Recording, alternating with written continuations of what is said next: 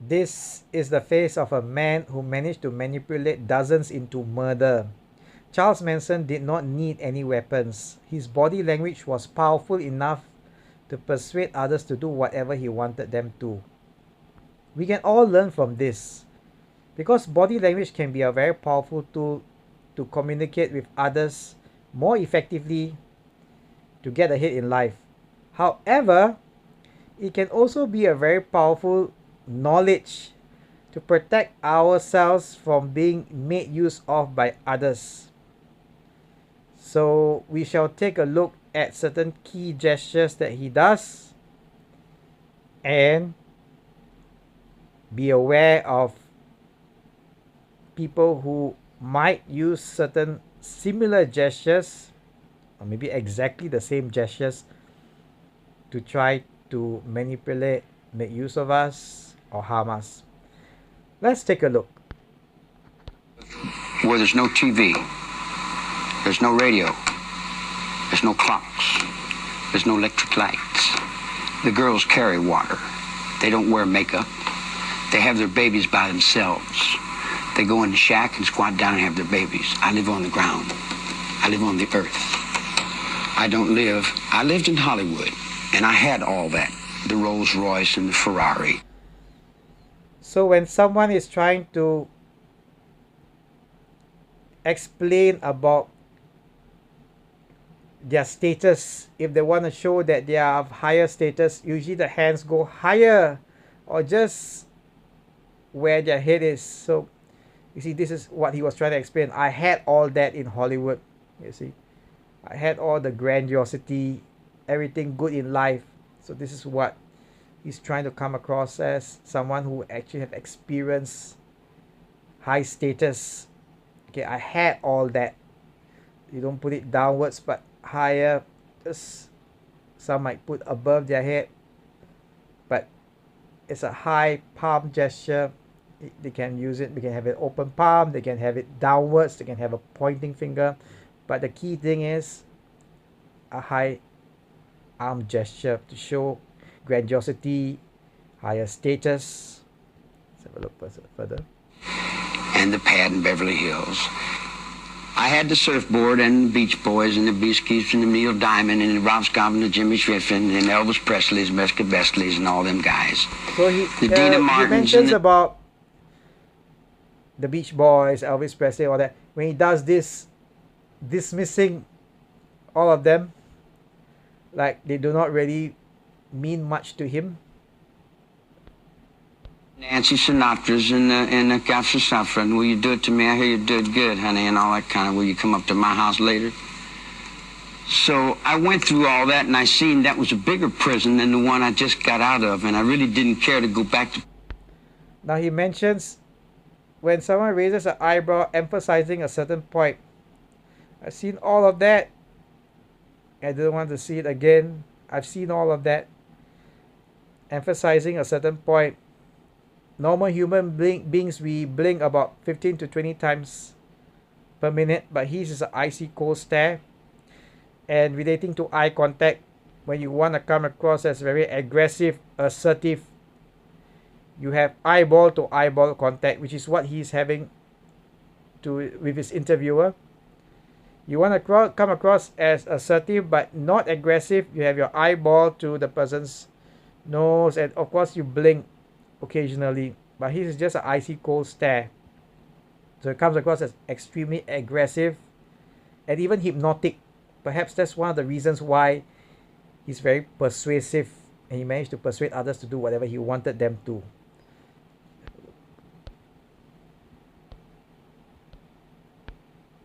Prison. See, prison doesn't begin and end at the gate.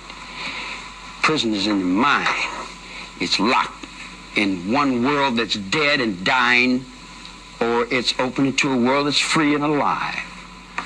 Drugs, LSD, I don't consider a drug. I don't consider peyote a drug. Those are more or less religiously significant awareness, mind-expanding apparatuses that come from the intelligence of the universe. The reason that the girls liked me was, hey now, I'm all around. You notice this? suddenly he stands up when he's talking about why did the girls like him. When you stand up, you are higher status, more powerful than someone who's sitting down. This is a very good gesture to use when you are speaking with somebody and you want to build rapport with them. For example, if you're speaking to a child, you're standing up, the child is sitting down, you come across as very authoritative. So how do you come across as being on their level and build a rapport better with them?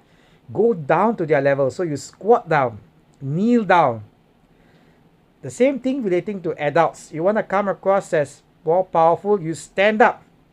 When the interviewer is sitting down, you stand up. So you are higher level, more powerful. You are doing negotiation, you stand up a little bit, explain a particular point. When you're at a meeting, when you're at a presentation, you stand up. And you notice something. He changes his tone and volume. Hey now, a higher tone, higher pitch. When you change your tone and quality, you emphasize certain points rather than a monotonous tone, pitch, volume. If you are giving information out, explaining a concept, then you have monotonous pitch. Perhaps you want to get points across, theory across, but in terms of being able to persuade others, you need to control your voice quality. You need to vary the pitch, tone, volume, and what he's doing is a classic example. Remember, it was just a sudden explanation of his life at Spahn Ranch. Suddenly, when he's explaining about why the girls like him and do whatever he wanted them to, he stands up. The volume is different, the pitch is different, and there's even a slight smile to explain whatever he wants to explain right now. Let's have a look.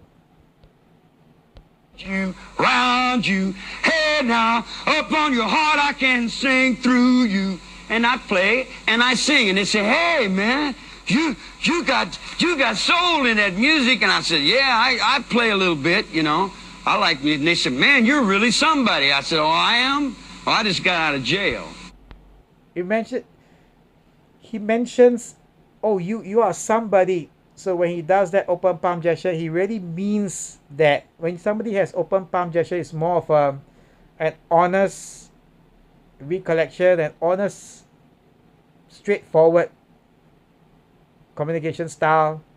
So it's very good to do open palm gesture. Say, oh yes, you're a singer. Okay, yeah, that's me. But I've been to prison. So he turns one way to explain what they mentioned honestly to him, and he turns the other way to show something that makes him a bit uncomfortable.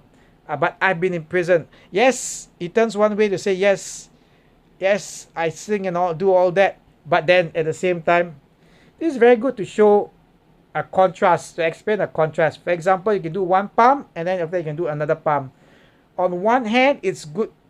It's an advantage, and on the other hand, this is what's going to happen when there's consequences.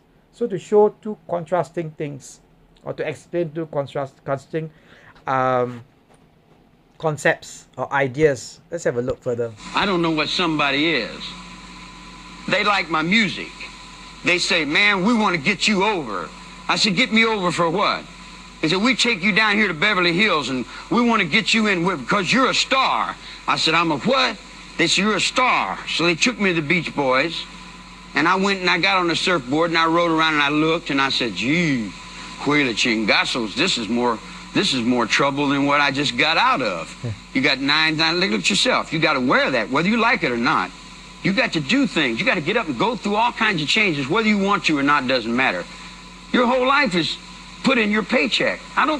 You couldn't pay me all the money in the world to do something I don't want to do. If I'm shoveling the... That when he mentioned that point, you cannot pay me any amount of money to do whatever that I do not want to do. He leans forward closer to the interviewer to emphasize a particular point. So this is what you can do as well. For example, if you're at an interview, you're speaking to someone, you want to emphasize a certain point at any point in time, you lean slightly forward and then you say that whatever that you want to say, and then lean back when it's just your general statements and whatever the rest of the conversation. Lean forward.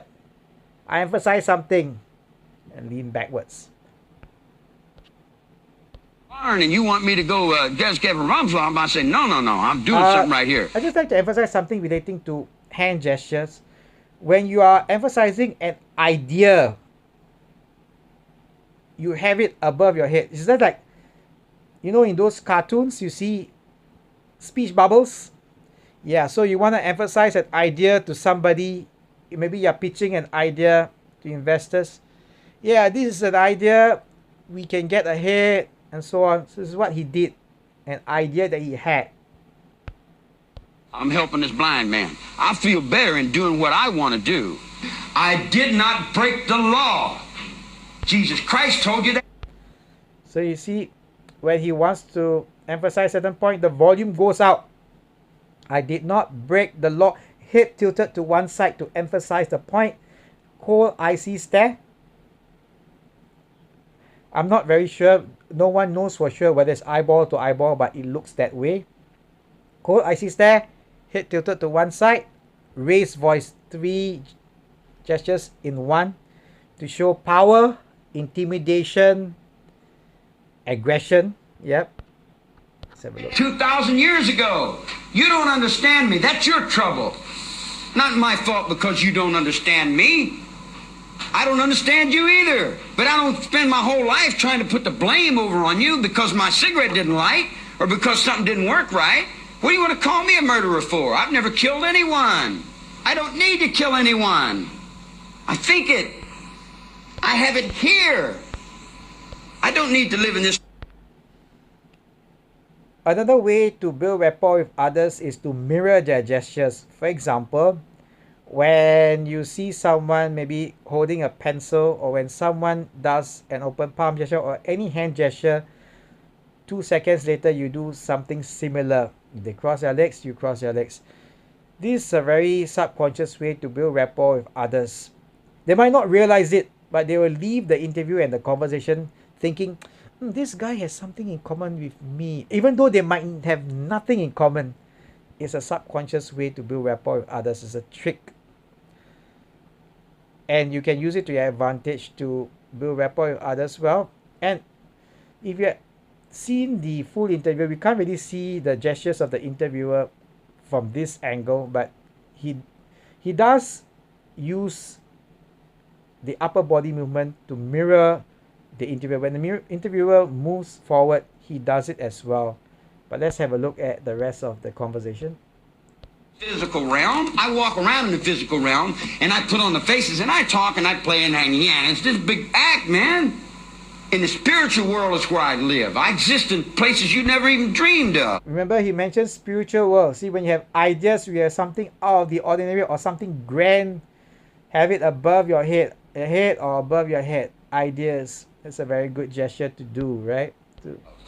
You talk about, this little physical realm you live in, guilty, and is he in sin? Well, how's your courts guilty? How many people do you think you've hung on the ventilators in the nut wards and forced medication on them? You see what I'm saying? You don't have any idea what the hell's going on. If you knew what the hell was going on in your own system, then you'd say, now I see what's creating this. Society's creating it. Society's saying, we want these Rambos. We want these killers. Oh, wow, man. You notice that? Eyebrows out to emphasize. You want this killer. You want this done. Eyes up. And raise voice slightly. Slight grin, smirk. A bit of arrogance. Look at that dude there, and you got little kids looking in the book, and where they selling in it. Oh yeah, Sears and Roebuck, Rambo from 12 to 15, Kai Karate from age 5 to 17. And you got all your kids out here doing these crazy things. Now you want to come and say, Charlie Manson's the father of our country. We're convicting you for being Jesus Christ. We're convicting you for being the devil. We're convicting you for being responsible for our actions. I'm not responsible for anyone's actions but my own actions. In my whole life, I've burglarized the grocery store. So this another way to come across as very hypnotic. No wonder he's so good at persuasion. You change the tone and the volume of voice. And another thing, when you lower your volume, people will have to lean forward, and that's where he does his most powerful persuasion. When people leans forward, he gets them into his zone, and he really puts across his points more aggressively. So he you notice he lowers his volume at this point in time, and he himself leans forward. I believe the reporter leaned forward to try to catch what he's trying to say because of the reduced volume of his voice, and he leans forward as well. So remember, mirroring a bit. He lowers his volume, reporter leans forward, and he leans forward as well. A few seconds later, mirroring, right? Some nickels and dimes, busted open a stamp machine, stole a few automobiles, and cashed a couple checks. I'm a petty car thief. I've been with prostitutes and bums and winos and all my life. The street is my world. I don't pretend to go uptown and be anything fancy. I can, but I find more real in the world that I'm in than I do the tinsel. And the real world is the one I have to deal with every day, you know. You notice all this while within the minute, icy cold stare. So for us, regularly it's about 15 to 20 blinks a minute. He says icy cold stare to emphasize a particular point, to come across as hypnotic. So when you listen to his word, a lower volume, and you lean forward, and you then listen to what he has to say, your eyes fixated on his eyes, you start to get manipulated, you know, whatever words, basically like in a hypnotic state. Believe me, if I started murdering people, there'd be none of you left.